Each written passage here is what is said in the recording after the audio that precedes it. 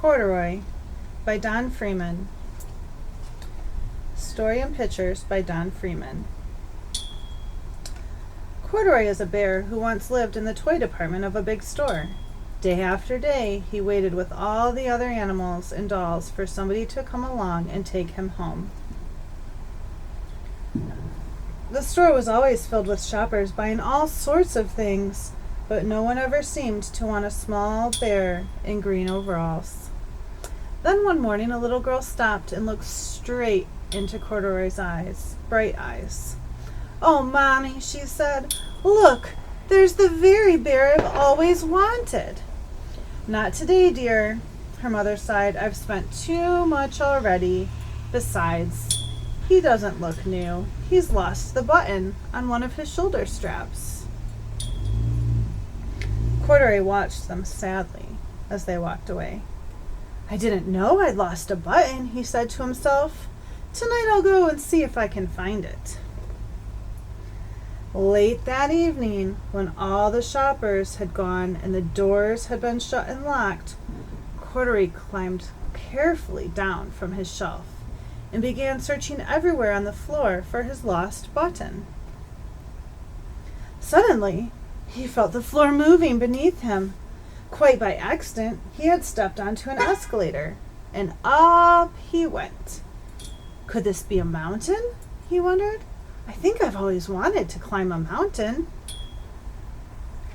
He stepped off the escalator as it reached the next floor, and there, before his eyes, was the most amazing sight.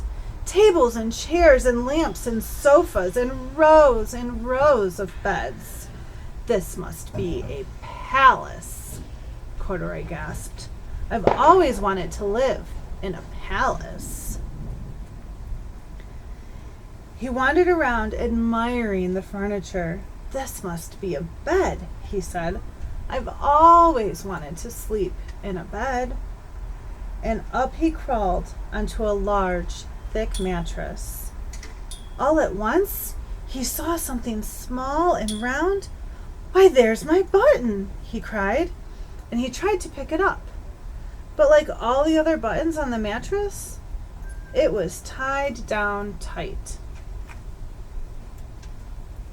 He yanked and pulled with both paws until pop! Off came the button, and off the mattress Corduroy toppled. Bang! Into a tall floor lamp. Over it fell with a crash. Corduroy didn't know it, but there was someone else awake in the store. The night watchman was going his rounds on the floor above. When he heard the crash, he came dashing down the escalator. "Now who in the world did that?" he exclaimed. "Somebody must be hiding around here." He flashed his light under and over sofas and beds until he came to the biggest bed of all.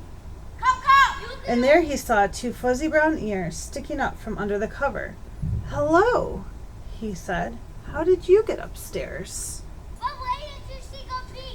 The watchman tucked Corduroy under his arm and carried him down the escalator and set him on the shelf in the toy department with the other animals and dolls. That's how you do it. Corduroy was just waking up. The first customer came into the store in the morning, and there, looking at him with a wide, warm smile, was the same little girl he'd seen only the day before. "I'm Lisa," she said, "and you're going to be my very own bear.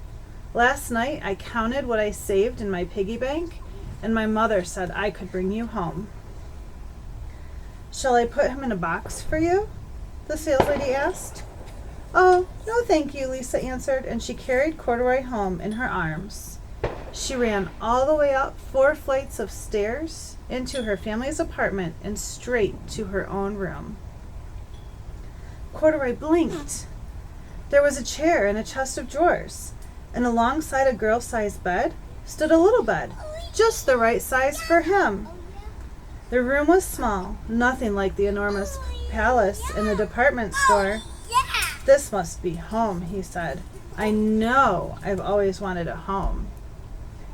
Lisa sat down with Corduroy on her lap and began to sew a button on his overalls. I like you the way you are, she sighed, but you'll be more comfortable with a shoulder strap fastened. You must be a friend, said Corduroy. I've always wanted a friend. Me too, said Lisa, and gave him a big hug. The end.